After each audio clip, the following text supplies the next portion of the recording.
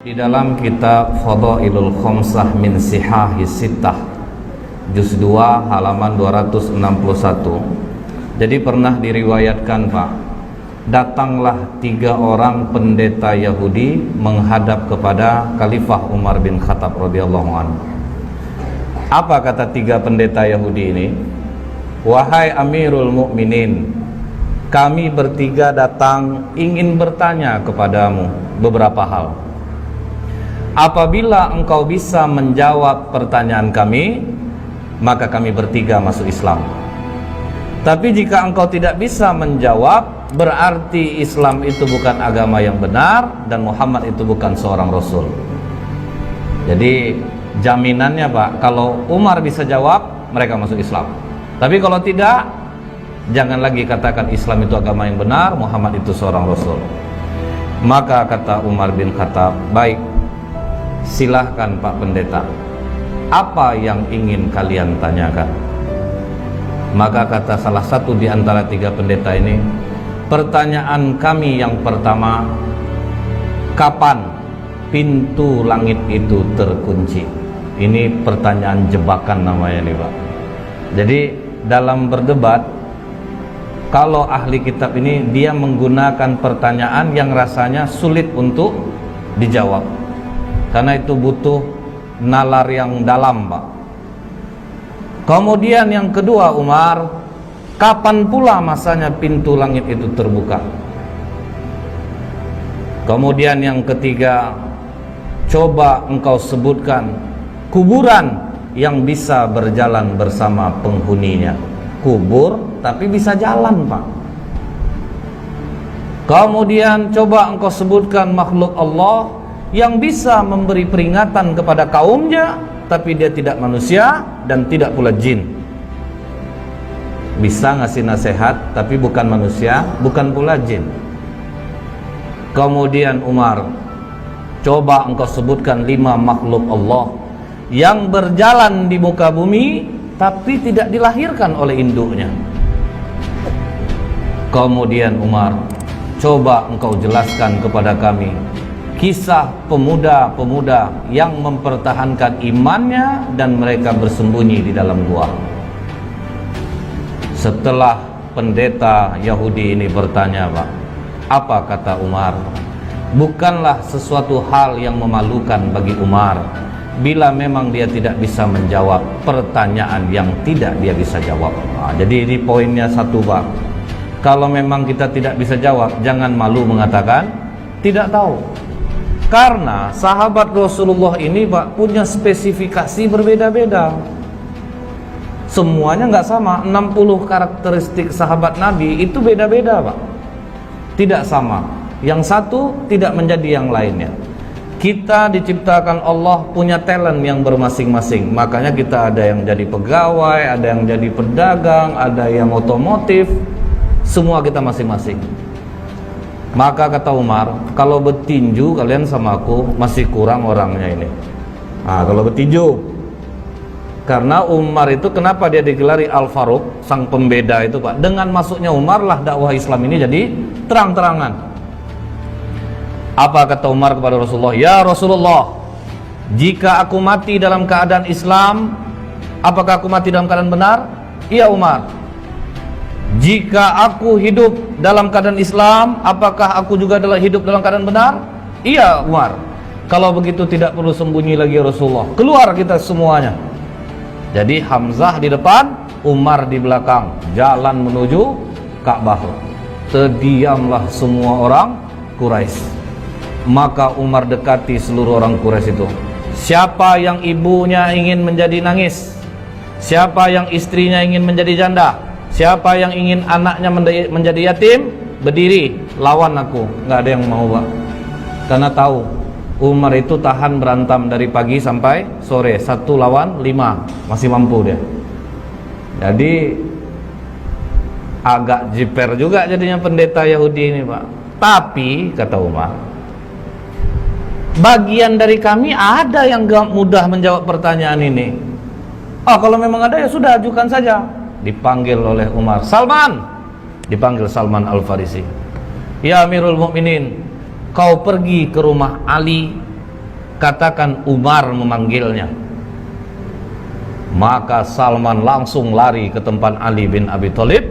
Wahai Ali, Umar memanggilmu. Ada 3 orang pendeta Yahudi mendebatnya.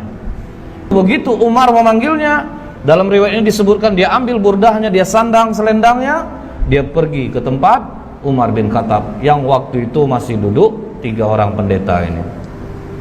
Ada apa Amirul Mukminin? Ini Ali. 3 pendeta ini mempertanyakan beberapa hal. Kalau bisa dijawab, mereka masuk Islam. Tapi kalau tidak bisa jawab, katanya jangan lagi kowar-kowar Muhammad itu seorang Rasul dan Islam itu agama yang benar. Maka kata Ali, silahkan Pak Pendeta, coba diulangi lagi pertanyaannya. Maka kata pendeta ini, yang pertama Ali,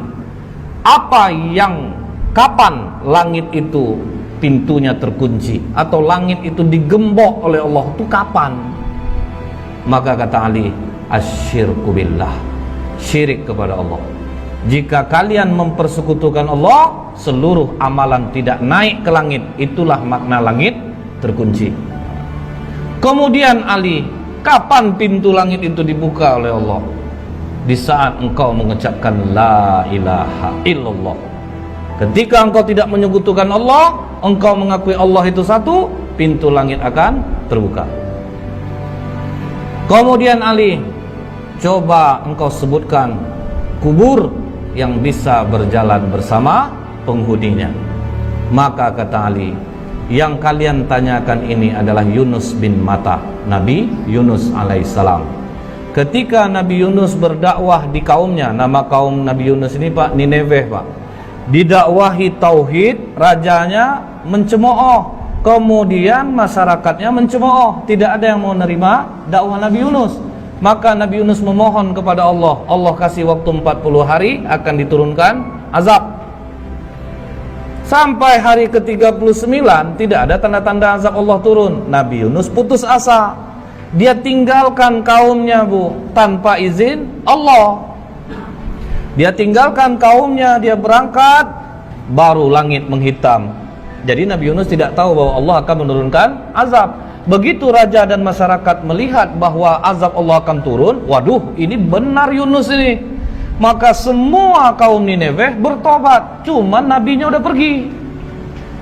Naik ke atas kapal, gelombang tinggi, ketakutan nakodanya, maka diundilah nama Nabi Yunus keluar berkali-kali.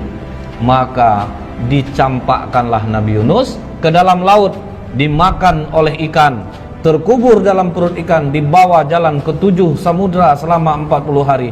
Itulah kubur yang berjalan bersama penghuninya. Karena Allah katakan dalam surah As-Saffat 143, falaula annahu kana minal musabbihin, maka sekiranya Nabi Yunus tidak termasuk orang yang banyak berzikir, bertasbih kepada Allah, jadi dalam perut ikan itu menyesal Nabi Yunus.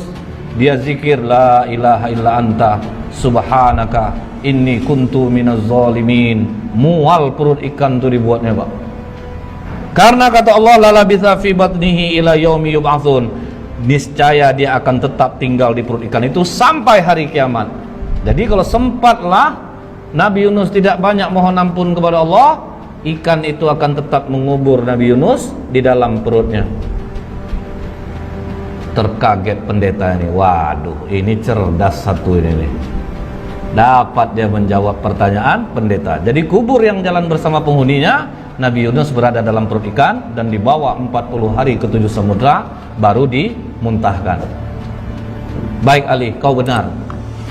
Kemudian Ali, coba engkau sebutkan makhluk Allah yang bisa memberi nasihat kepada kaumnya tetapi dia bukan manusia dan bukan pula jin. Maka kata Ali, ketika Nabi Sulaiman dan bala tentaranya sampai di lembah semut, hatta idza atau ala wadin namli qalat namlatu ya ayyuhan nablu dkhulu masakinakum.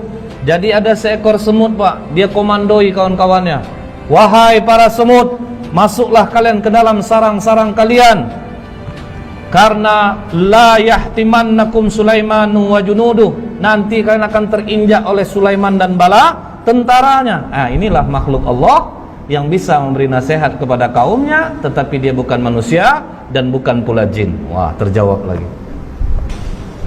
Oke Ali, coba engkau sebutkan 5 makhluk Allah yang berjalan di muka bumi tapi tidak dilahirkan oleh induknya. Maka kata Ali, Adam alaihissalam, Siti Hawa, onta Nabi Soleh itu keluar dari batu Pak, tidak dilahirkan oleh induknya. Kemudian tongkat Nabi Musa yang berubah menjadi ular, ular itu juga tidak dilahirkan oleh induknya. Kemudian kambing pengganti leher Nabi Ismail, itu pun tidak dilahirkan oleh induknya. Akhirnya 2 di antara 3 pendeta ini langsung menyatakan asyhadu alla ilaha illallah wa asyhadu anna muhammadar rasulullah. Oh tunggu, kata satu pendeta lagi, 2 kawanku mungkin sudah terpengaruh oleh jawabanmu Ali, tapi masih ada satu lagi yang belum terjawab. Coba engkau ceritakan kisah pemuda yang bersembunyi dalam gua untuk mempertahankan imannya. Baik, akan aku terangkan seperti apa yang ada dalam Al-Quran, kata Ali.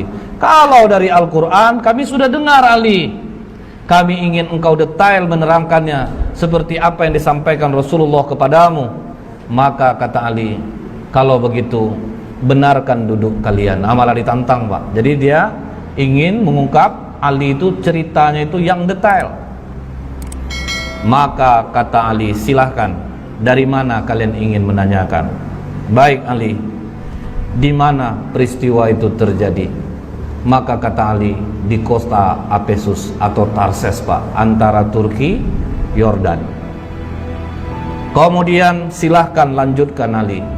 Jadi dulunya kata Ali, kota Apesus ini dikuasai oleh raja yang sangat baik. Ketika raja ini meninggal, Raja Dikianius yang menguasai Roma mendengar bahwa Raja Apesus ini meninggal, maka mereka pun menyerang kota Apesus dan mereka kuasai. Kemudian kata Ali, Dikianius membangun istana besar. Tunggu dulu Ali, kata pendeta ini. Berapa panjang dan lebar istana yang dibangun oleh Dikianius? Maka kata Ali, panjang 1 farsah, lebar 1 farsah. 1 farsah itu sekitar 8 km. Baik Ali, teruskan. Kemudian Dikianius ini memiliki menteri-menteri, dan Dikianius meletakkan 50 menteri di sebelah kanan, 50 menteri di sebelah kiri. Dan Dikianius mempunyai 6 penasehat, pemuda-pemuda cerdas di belakangnya, 3 di kanan, 3 di kiri. Oke Ali, siapa nama ke-6 pemuda itu? Maka dijawab oleh Tamlika, Mixalmina, Mikasdimina, Martelius, Calitius, Sidamius. Jadi inilah 6 pemuda yang menjadi cikal bakal Ashabul Kahfi.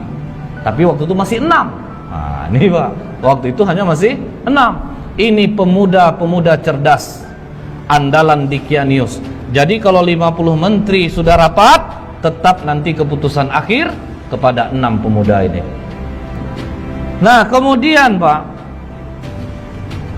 ditanya oleh pendeta ini, seluas itu istana yang dibangun oleh Dikianius Ali, bagaimana dia cara mengharumkan istananya? Maka kata Ali, setiap pagi ada yang membawa parfum di dalam ember besar. Kemudian ada satu yang membawa seekor burung. Ketika burung ini diberi isyarat, maka burung ini mencemplungkan kedua sayapnya dan mengibaskannya ke seluruh ruangan istana. Canggih orang dulu rupanya Pak. Setelah itu kata Ali, ketika Dikianius 30 tahun berpuasa tidak pernah sakit, disitulah dia bertanya kepada para menterinya, kalian pernah enggak nengok aku sakit, demam, beringus, lemah, letih? Tidak pernah Raja. Biasanya kalau yang enggak sakit-sakit ini siapa? Tuhan Raja. Bersediakah kalian menyembahku? Bersedia raja, pokoknya siapa yang mau menyembahku, aku berikan kehidupan yang baik. Pakaian dari sutra, kemewahan, kekayaan akan aku berikan. Begitu dikasih kekayaan, uang, fasilitas, masyarakat rela menyembah Dicanius. Mereka semua menyembah Dicanius. Tapi Pak, 6 pemuda yang di belakang Dicanius akhirnya rapat di rumah Tamlika. Dicanius mengaku dirinya Tuhan. Disuruhnya orang menyembah, orang pun menyembahnya. Sementara kalau dia Tuhan, kenapa harus kita yang memutuskan setiap permasalahan? Jadi menurutmu bagaimana Tamlika? Dia bukan Tuhan. Justru kita harus berpikir, langit tanpa tiang kok bisa tegak? Pasti ada yang menciptakannya. Hujan turun, bintang bercahaya. Dicanius saja dia masih merasa takut, dia juga tidur, dia juga lapar. Masa Tuhan punya kekurangan seperti itu? Jadi apa keputusanmu Tamlika? Kalian rela enggak tinggalkan kekayaan, jabatan, fasilitas ini? Kita lari dari sini. Kalau kita melawan tidak mungkin bisa. Kita lari dari sini untuk mencari Tuhannya langit dan bumi ini. Apakah kalian rela untuk miskin bersamaku? Kalian tinggalkan jabatan, kesenangan kalian, fasilitas ini? Kami rela Tamlika. Itu makanya dikatakan, siapa yang menghafal 10 ayat awal suratul Kahfi, maka dia akan terbebas dari godaan Dajjal. Karena Bapak, ini mengingatkan kita, waduh, ini pemuda-pemuda kaya, cerdas, rela kehilangan harta, jabatan untuk tauhid. Berani mereka tinggalkan. Akhirnya mereka pun pergi berenam diam-diam, dan semua harta ditinggalkan. Mereka sempat menjual kurma, Pak. Kurma itu dijual sebanyak 3 dirham. Uang 3 dirham ini dibawalah lari. Cukup jauh mereka berjalan, sampailah mereka berjumpa dengan seorang pengembala yang memiliki seekor anjing. Maka kata pendeta ini, siapa nama anjing itu? Maka dijawab Ali, namanya Kitmir. Kemudian apa kata pengembala ini? Tuan-tuan, dari wajah tuan-tuan, aku yakin tuan-tuan ini bukan orang miskin, pasti dari bangsawan. Jadi karena apa? Orang-orang senang ini kelihatan dia dari wajahnya. Kemudian betul kata Tamlika, kami ini 6 penasehat Dicanius. Dia mengaku dirinya Tuhan dan kami tidak mengaku itu. Makanya kami meninggalkan kerajaan. Kami tinggalkan semua pangkat jabatan kami. Karena tidak pernah kami berjalan seperti ini. Lihat, kaki pun sudah luka-luka, Pak. Orang manja jalan berkilo-kilo, habis kaki luka. Apa kata pengembala ini? Tenang tuan-tuan, aku mengetahui tempat persembunyian yang baik. Izinkan aku beserta kalian. Makanya jadi 7 dengan pengembala ini. Dikembalikannya lah gembalaan dia kepada tuannya, maka dia dan anjingnya ikutlah pemuda-pemuda kepercayaan raja tadi. Kemana mereka dibawa Ali? Dijawab oleh Ali, ke Bukit Nablus yang di bawahnya ada gua yang namanya Khemar. Maka begitu mereka mau masuk gua tersebut, sempat mereka mandi di mulut gua. Jadi mulut gua itu ada air terjunnya, Pak. Jadi memang susah untuk diketahui orang. Sempat mereka mandi, masuk ke dalam, duduk, golek sana, golek sini, golek sana, sampai terang hari. Hari sudah pagi. Kita lapar. Siapa yang akan mencari makanan? Makanan hanya ada di tempat kerajaan. Berarti sangat jauh kita pergi berjalan ini. Siapa yang mau pergi? Karena Tamlika ketua rombongan, biar aku yang ke sana. Hati-hati Tamlika, jangan sampai engkau tertangkap Dickianius. Begitu Tamlika keluar dari mulut gua, sudah mulai terkejut dia, Pak, karena air terjunnya sudah tidak ada.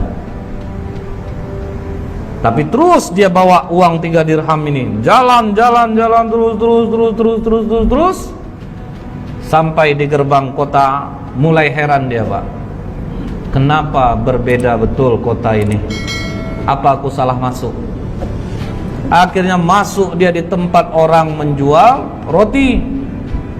Begitu sampai di tempat orang jual roti, ditanya harga roti berapa? 1 dirham. Dia kasih uang dirhamnya. Begitu dia memberi uang dirhamnya, langsung ditahan tangannya oleh penjual roti. Kau menemukan barang kuno ya? Tidak, itu uang biasa. Uang aku hasil dari menjual kurma kemarin. Jangan bohong. Raja Abdurrahman hanya mengambil 5% dari barang kuno yang ditemukan. Tambah kaget Tamlika, Pak. Loh, nama rajanya kok beda? Bukankah raja di sini Dickianius? Oh, engkau telah menyebutkan nama raja zalim yang mati ratusan tahun yang dulu. Wah, tambah kacau Tamlika. Pokoknya kau harus menghadap kepada raja. Bingung juga dia, Pak. Oke, kita menghadap kepada raja. Begitu sampai di kerajaan, alangkah kagetnya Tamlika, ternyata rajanya memang tidak Dickianius. Dikatakan oleh tukang roti ini, "Raja, ini orang membeli roti kepadaku dengan menggunakan uang kuno. Jadi makanya aku bawa dia kemari. Tapi ini uang aku kemarin, Raja, bukan uang kuno."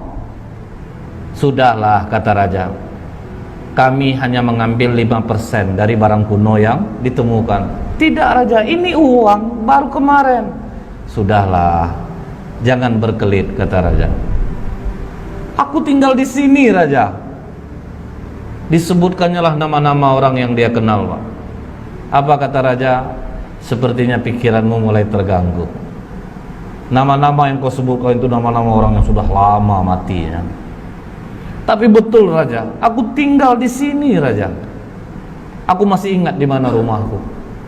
Maka kata raja, iringi dia. Kemana dia menunjukkan rumah, pergi kalian ke sana. Diiringilah oleh para tentara.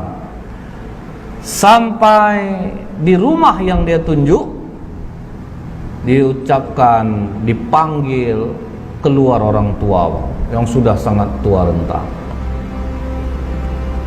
Mengapa kalian datang kemari? Katanya kepada tentara raja ini. Ini, Pak, pemuda ini mengaku dia tinggalnya di sini. Siapa kau, anak muda? Dijawab oleh Tamlika, aku Tamlika, putra Filistin. Langsung sujud kakek ini datuk moyangku.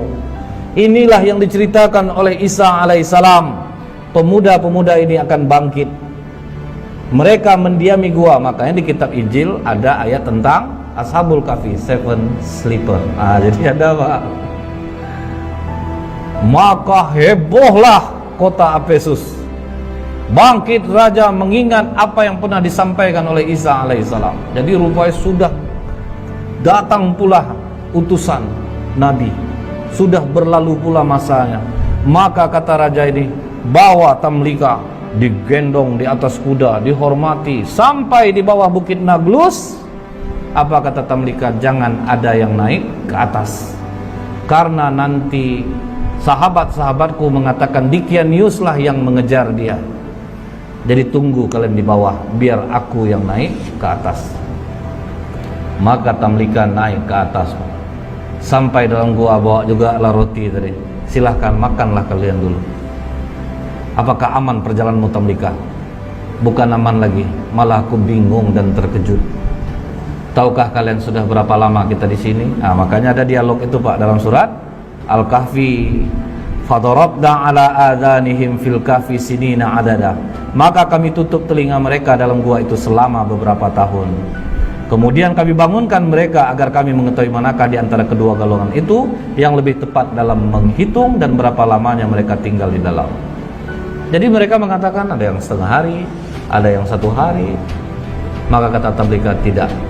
Kita berdiam di sini sudah lebih daripada 309 tahun. Mendengar itu, benarkah tabligh? Iya, raja sudah berganti. Seorang nabi sudah diutus dan sudah berlalu. Mereka sekarang menunggu kita di bawah.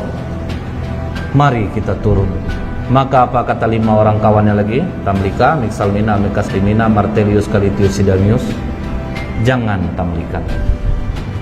Kita sudah melihat kebesaran Allah melindungi kita selama 300 tahun, seolah-olah kita baru saja semalam. Kita sudah diselamatkan Allah, kita bangun dan akhirnya kita tahu tentang keajaiban Allah. Kita mohonkan kepada Allah untuk menutup pintu gua ini dari pandangan manusia, dan kita mohon kepada Allah untuk mengambil kita. Karena apabila kita turun Tamlika, mereka nanti akan mengkultuskan kita. Mereka akan mendewakan kita. Karena itu sifat manusia, Pak. Karena kan sempat bertengkar dua kubu. Kami berhak di sini, kami berhak di sini. Makanya mereka minta, sudah, kita jangan ada yang turun. Akhirnya pintu gua itu ditutup dari pandangan manusia. Mereka pun tidak ada jelas riwayat mereka diambil Allah atau ada kuburannya pun tidak ada. Karena mereka minta kepada Allah, ambil kami, tutup gua ini dari penglihatan manusia. Seminggu raja berkeliling mencari, Pak, tidak ditemukan gua itu pada awalnya. Kalau sekarang sudah. Setelah Ali menceritakan ini semua kepada pendeta ini, maka pendeta itu mengatakan, engkau benar Ali, engkau telah menceritakan dengan detail apa yang ada di dalam kitab kami, dan memang benarlah apa yang disampaikan Muhammad kepadamu. Maka pendeta yang terakhir ini pun masuk Islam jadinya, Pak, mengucapkan syahadat asyhadu alla ilaha illallah wa asyhadu anna Muhammadar Rasulullah. Jadi inilah dahsyatnya ketika kita memiliki ilmu, kita tidak gampang dibodohi. Ketika kita memiliki ilmu, makin tinggi ilmu, Pak, berdebatnya mesti makin pelan. Tapi yang membuat orang besar-besar suara itu, Pak, karena nggak bisa dia mencari dasarnya, sehingga dia harus berkeras-keras. Tapi lihat sikap Ali, dia dengan lembut, dia terangkan satu persatu, dia dakwahi dengan kecerdasannya, sehingga ketiga pendeta ini pun luluh dengan dialog ilmiahnya dengan Ali bin Abi Thalib. Jadi memang kita ini diciptakan Allah lain-lain bidang, lain-lain keahlian. Tidak bisa orang ini menjadi orang yang lain. Semua kita sudah diberikan kelebihan oleh Allah. Itulah salah satu pelajaran dari Umar, dari Salman, dari Ali bin Abi Thalib radhiyallahu anhu.